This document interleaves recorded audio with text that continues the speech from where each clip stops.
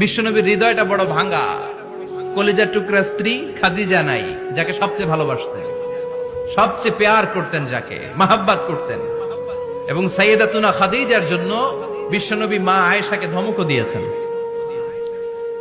সাইয়েদাতুনা খাদিজার কথা যখন বিশ্বনবী বলে বেড়ায় মা আয়েশার কাছে, খাদিজার কথা বললে মা আয়েশা বলতেন, ও নবী, কোন জাহিলি যুগে এক বুড়ি মহিলার সাথে আপনার বিয়ে হয়েছিল, মরে গিয়েছে, কবরে শুয়ে আছে।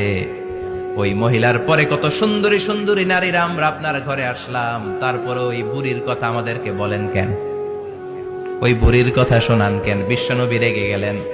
সাইয়েদাতুনা খাদিজাকে বুড়ি বলার কারণে বিশ্বনবী মা আয়েশার চোয়ালটা এইভাবে চেপে ধরেছে।